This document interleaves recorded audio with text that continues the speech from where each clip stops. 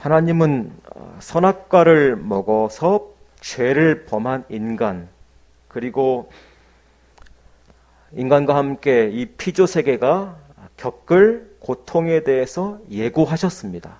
이제 죄를 지었기 때문에 이런 일들이 앞으로 있을 것이다 라고 말씀하셨습니다. 하지만 그것은 진짜 심판이 아니라 미뤄진 심판을 예고하는 집행유예 선언이었습니다. 타락했어도, 죄를 지었어도 하나님이 주신 다양한 복을 보편적으로 여전히 누릴 수 있는 은혜도 거기에 담겨 있었습니다. 자신들이 의심하고 불순종한 하나님이 여전히 사랑이시고 은혜로운 분이심을 확인시키는 일이었습니다. 그게 타락 후에 일어난 일입니다. 하나님이 여전히 사랑이시구나 라는 것을 확인시켜주는 일이었습니다. 그러나 언제 있을지 모르는 최종 심판이 남아있는 상태에서, 아직 최종 심판이 남아있는 상태에서 이 일반 은혜와 일반 저주는 이 뱀과 여자와 남자에게 말씀하신 그 경고들, 고통들은, 그리고 그들에게 주시는 보편적인 은혜, 여전한 은혜들은 진짜 해결책이 아니었습니다. 진짜 해결책이 아니었습니다. 이 죄인인 인간의 상태, 이 왜곡된 피조 세계를 바꿀 근본적인 해결책이 필요했습니다. 사람은 선악과에 대한 책임을 회피하고 도리어 하나님을 원망했습니다.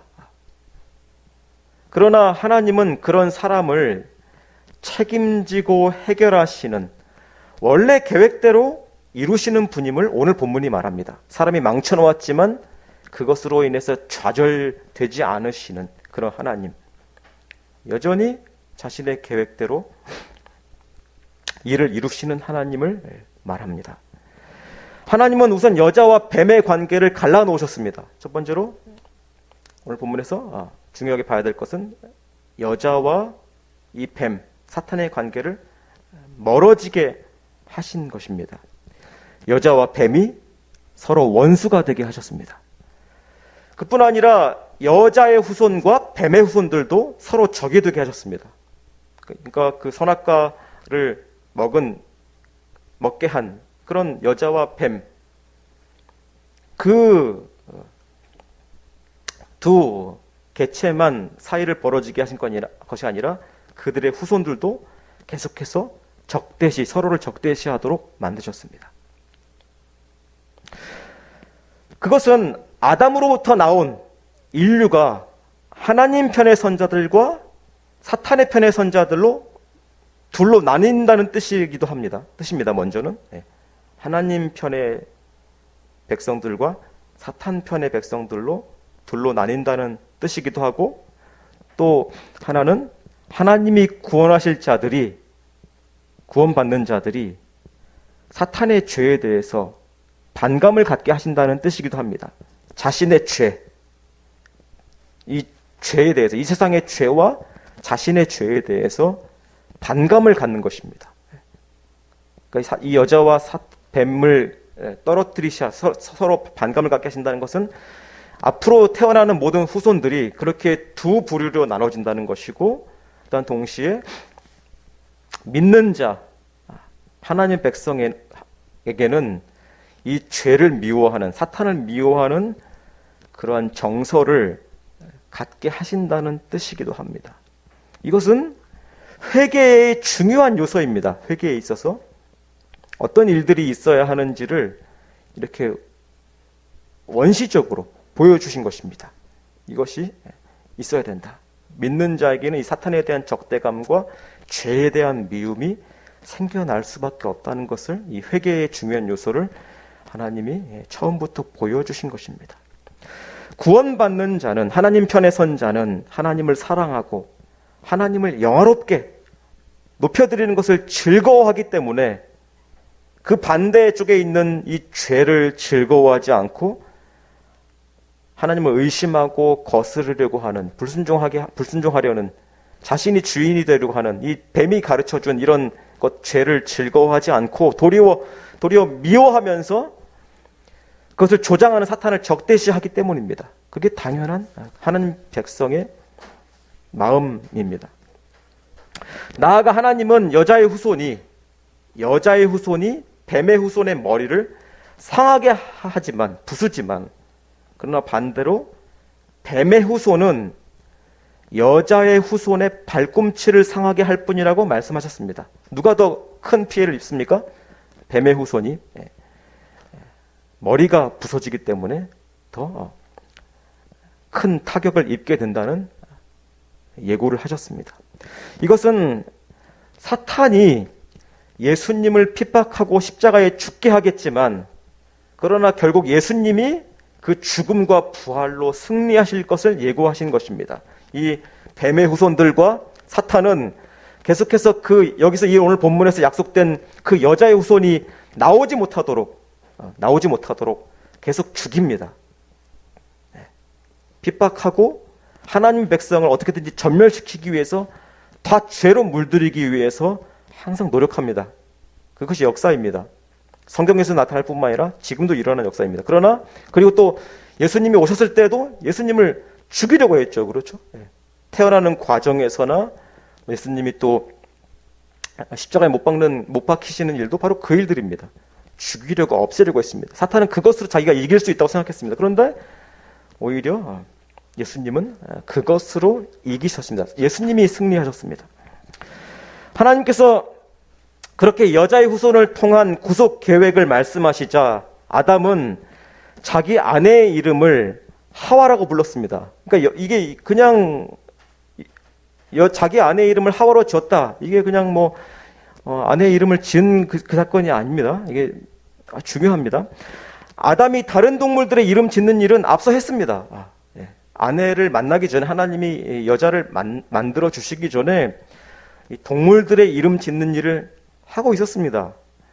하나님이 주신 이 아내의 이름을 짓는 일은 이 시점에 와서 비로소 일어난 것입니다.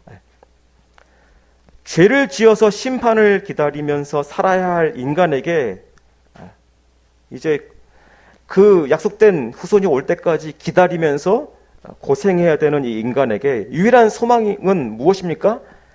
하나님의 그 약속하신 그 여자의 후손이 오는 것입니다. 그 기다리는 과정, 그것밖에는 소망이 없습니다. 아담은 자기 아내의 정체성을 거기에서 발견한 것입니다.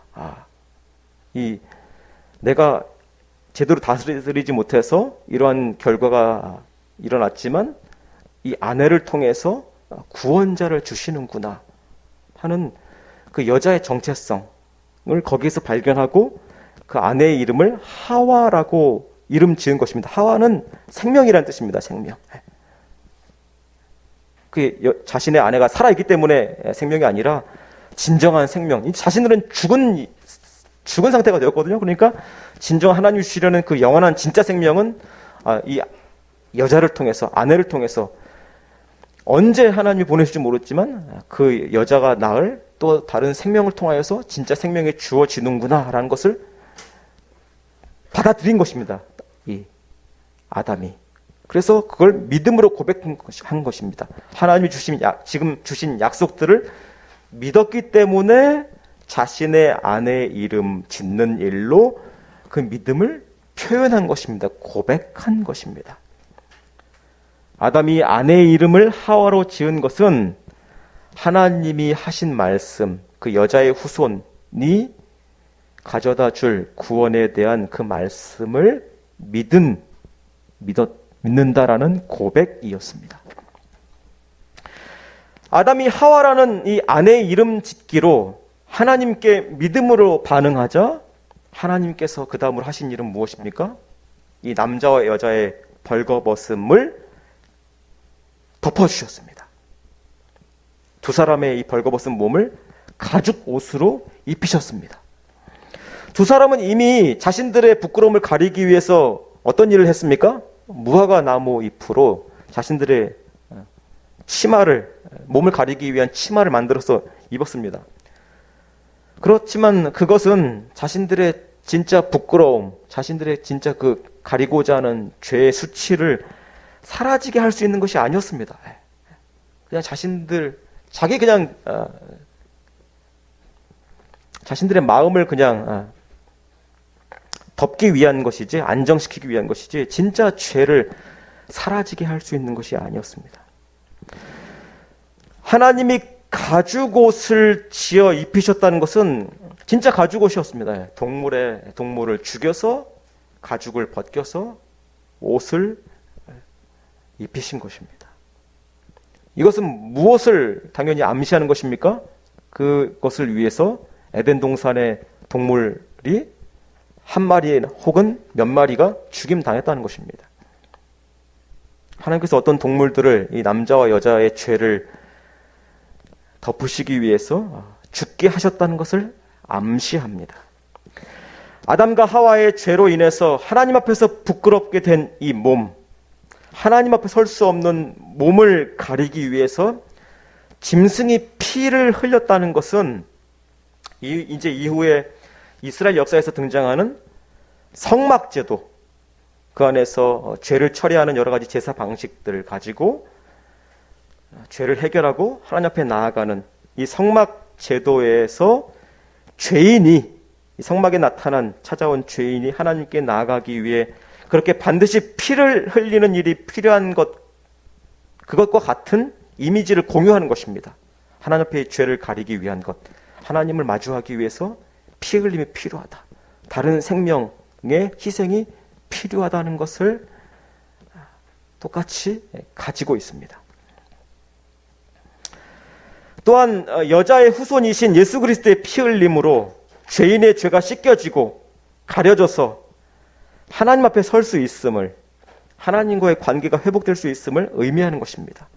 제사에서의 그 희생 제물의 피 흘림, 그리고 나아가서 예수님의 피 흘리심, 그것으로만 우리의 죄가 씻겨지고 가려지어서 해결될 수 있다는 것을 말해 줍니다.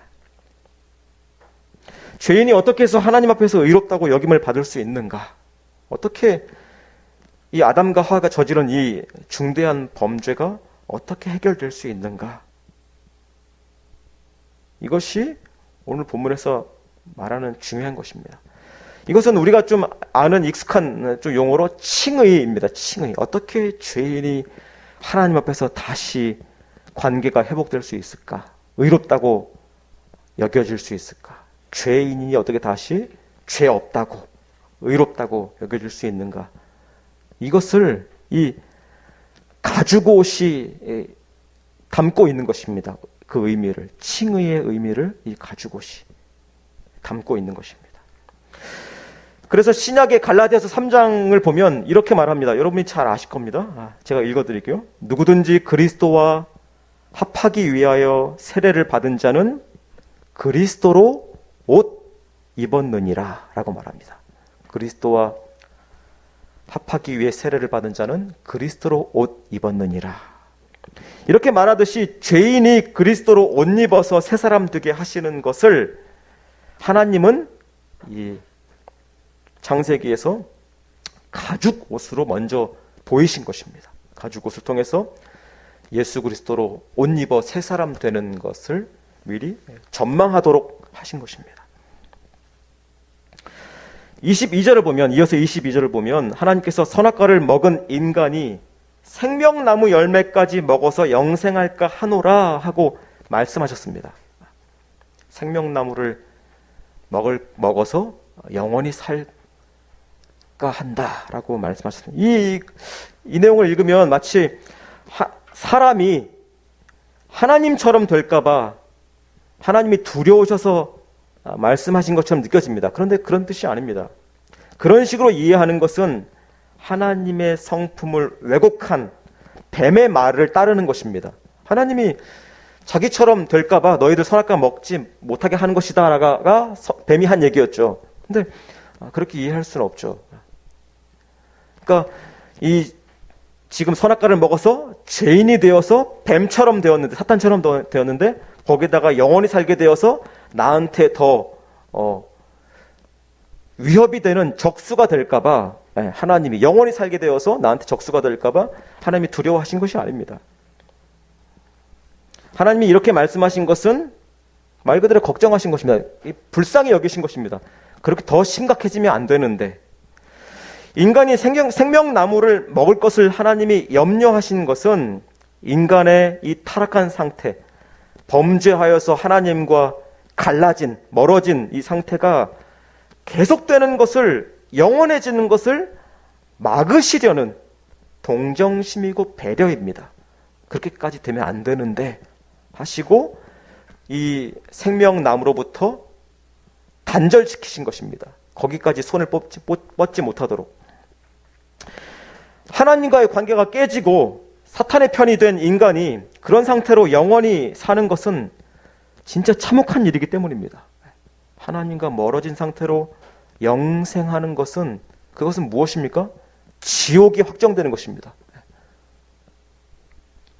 그래서 하나님은 이 타락한 남녀가, 아담과 하와가 생명나무에 접근하지 못하도록 막으신 것입니다. 그렇게 하나님께서 이 남녀를 생명나무로부터 멀어지게 하신 것은 그들의 죄로 인한 비참한 상태, 하나님과 멀어진 이 저주의 상태가 영원히 계속되지 않도록 해결하실 것을 암시하고 보증하신 것입니다. 일단은 떼어놓고 그 다음에 그럼 결국 이 문제를 해결하시겠구나 라는 것을 또한 암시하는 것입니다. 보증하는 것입니다. 하나님께서 이걸 해결하실 거구나. 우리가 예측하도록 만드는 것입니다. 그래서 결국 하나님은 구원받는 자들이 나중에는 결국 다시 생명나무로 가까이 오게 하십니다. 생명나무를 가까이 하십니다. 이때에는 생명나무를 멀어지도록, 취하지 못하도록 하셨지만 하나님이 계획하신 일이 완성된 이후에는, 이루어진 때에는 생명나무를 다시 가까이 하십니다. 그 생명나무가 무엇일까요? 뭘 가리킬까요? 요한계시록 2장 7절을 보면 귀 있는 자는 성령이 교회들에게 하신 말씀을 들을지어다. 이기는 그에게는 하나님의 낙원에 있는 생명나무의 열매를 주어 먹게 하리라 라고 하나님이 사도 요한을 통해서 말씀하셨습니다. 그렇죠? 이 오늘 본문의 창세기 본문에서는 생명나무로부터 멀어지게, 쫓겨나게 하셨는데 요한계시록에 가서는 하나님 말씀대로 믿고 순종하고 끝까지 인내하면서 신앙을 살아가는 자들에게는 낙원에 있는 생명나무 열매를 주어서 먹게 하신다고 말씀하셨습니다. 그 생명나무는 사실 예수님이십니다. 예수님을 통해서 영원한 생명을 얻게 하신다는 것입니다. 하나님께서 아담과 선악과를 두고 맺으신 언약을 행위 언약이라고 설명했습니다. 아담과 하나님이 이 선악과를 두고 행위 언약을 맺으셨죠. 왜 행위 언약입니까? 사람이 어떻게 이 하나님이 주신 조건 안에서 어떻게 행하느냐에 따라서 결과를 당하게 되기 때문에, 사람한테 책임이 있었기 때문에 행위 언약입니다. 그런데 이 행위 언약에 실패한 사람에게 하나님은 우리가 지금까지 살펴본 대로 여자의 후손을 중보자로 두시고 구원을 약속하셨습니다. 이 행위 언약은 중보자가 없습니다.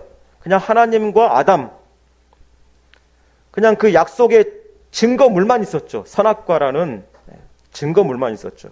이것이 어겨지면 이 언약이 깨진 것이다라는 증거물만 있었습니다. 그런데 이 행위 언약에 실패한 사람에게 하나님이 주신 이 언약에는 중보자가 있습니다. 그렇죠? 여자의 후손이라는 중보자가 있습니다.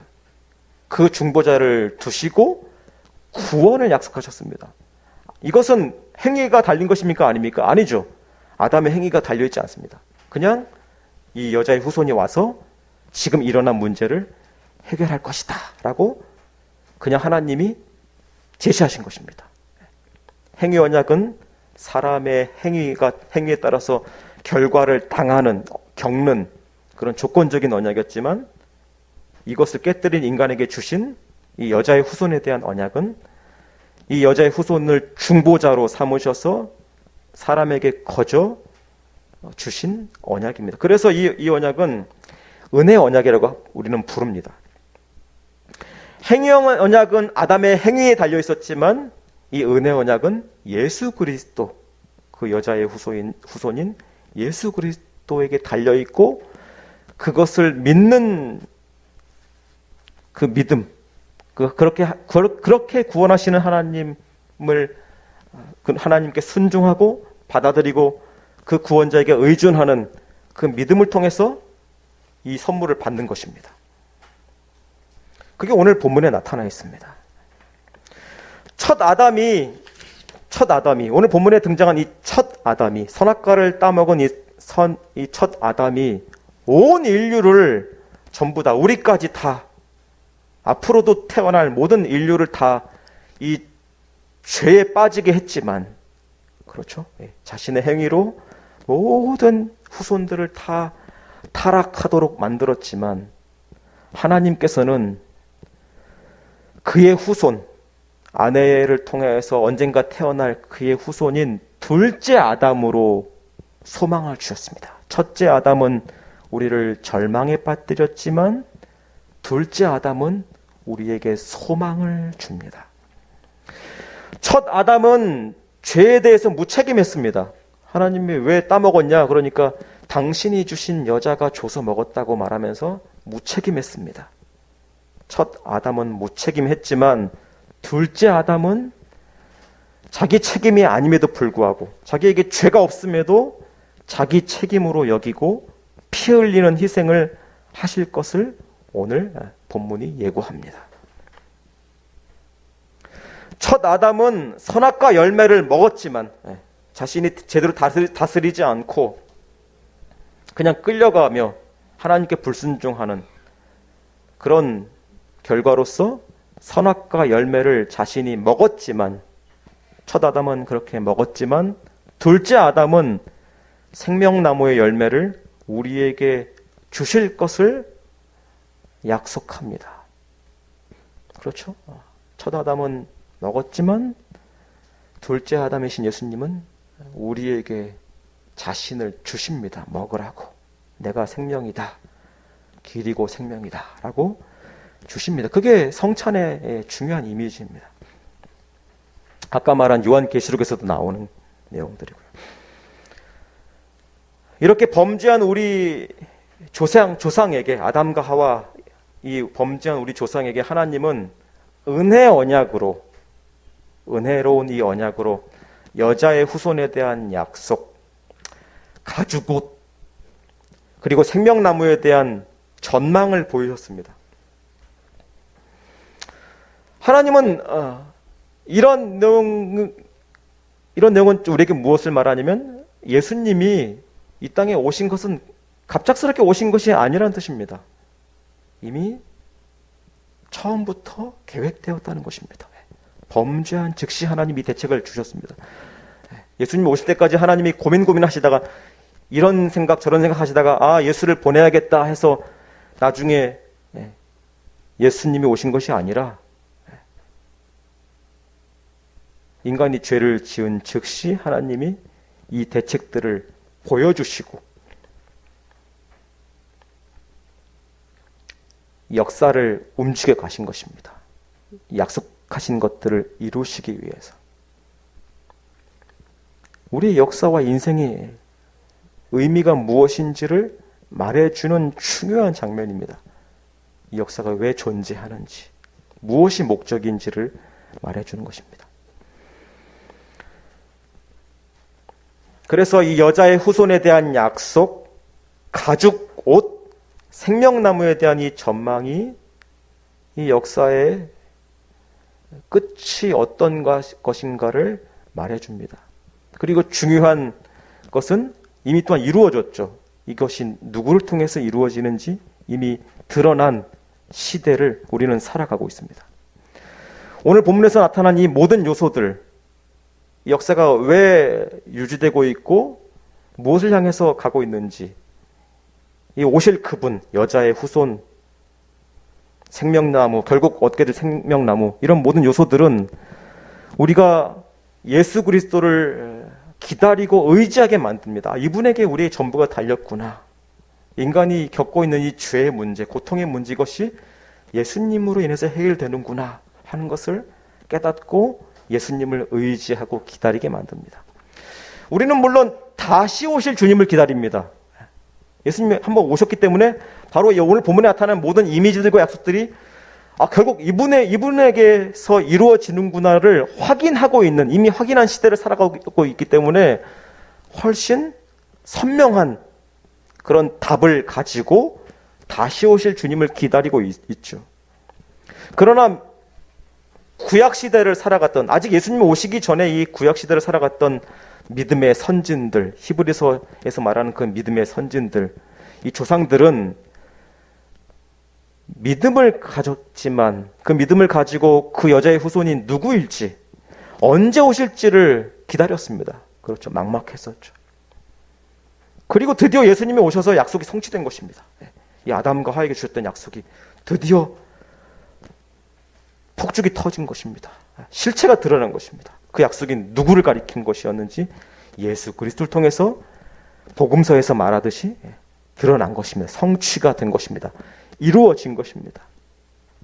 그래서 그 아들의 몸이, 약속된 아들이 그 몸이 어떻게 상했고, 뱀과의 관계에서 하나님께서 예고하셨듯이 어떻게 예수님의 몸이 상했고, 어떻게 우리의 죄를 씻고, 가죽옷을 통해서 말하셨듯이 우리의 죄를 어떻게 예수님이 씻으시고, 또 어떻게 사탄을 이기셨고, 어떻게 예수님이 우리의 생명이 되시는지, 생명나무가 되시는지를 역사 속에서, 이 땅의 역사 속에서 보이셨습니다. 드러내셨습니다. 하나님이 약속하신 것이, 아담과 하와에게 약속하신 것이 그냥 허상이 아니었구나라는 것을 분명히 알 수 있도록 이 땅 위에 시간 속에서 드러내셨습니다. 실체로 보이셨습니다. 하나님은 약속하신 것을 지키십니다. 자기가 말씀하신 것을 분명히 나타내 보이십니다. 부인할 수 없도록 보여주십니다. 하나님은 약속하신 것을 반드시 지키신다는 것이 예수님으로 확실하게 증명되었습니다. 드러났습니다. 그러나 그 약속이 아직 완성되지는 않았습니다. 중요한 답은, 실체는 드러났지만 아직 완성되지는 않았습니다. 왜냐하면 예수님이 다시 오실 때가 남아있기 때문입니다. 예수님이 다시 오시는 날에 마침내 완성됩니다. 그러므로 지금의 역사까지, 지금의 시간까지, 우리가 여기 있는 지금 이 시간까지 신실하셨던 하나님은 앞으로도 영원토록 신실하신, 믿음직한, 믿을 수 있는 분이심을 우리는 알 수 있습니다. 믿을 수 있습니다. 생각해 보십시오. 아담이 그 하와의 아내의 이름을 하와라고 졌을 때, 그때도 그거 믿음이었는데 우리가 지금 가진 믿음은 더 선명하죠. 분명하죠. 더 분명하죠. 물론 우리한테도 희미한 부분이 있습니다. 예수님이 과연 어떻게 오실까? 언제 오실까? 그러나 진짜 오시면 더 선명하겠죠. 아담과 구약의 믿음의 선진들이 가졌던 믿음, 그것도 소중하고 중요한 믿음이었지만 흐릿했습니다. 그런데 우리는 더 선명한 믿음을 가지고 있습니다. 그러나 아직 불투명한 부분이 남아 있습니다. 그것마저도 또 하나님께서 선명하게 나타내실 것입니다. 우리는 그때를 기다립니다. 하나님이 아담과 하와에게 약속하셨던, 이 태초에 주셨던 약속의 상당 부분이 실체가 드러났지만 아직은 완성되지 않았고 우리는 그것을 기다리면서 살아가고 있습니다. 하나님은 그것마저도 다 신실하게 이루실 것입니다. 하나님은 자신의 말씀, 자신의 약속을 반드시 지키시는 선하시고 성실하신 분이십니다. 우리 모두가 하나님에 대한 그런 믿음을 가지고 우리의 구원이 완성되기까지 인내하면서 그게 하나님을 믿는 일입니다. 하나님을 신뢰하는 일입니다. 그러므로 우리의 구원이 완성되기까지 인내하면서 신앙생활하고 주님 앞에 서기를 원합니다. 하나님은 약속을 지키시는 분이십니다. 기도하겠습니다.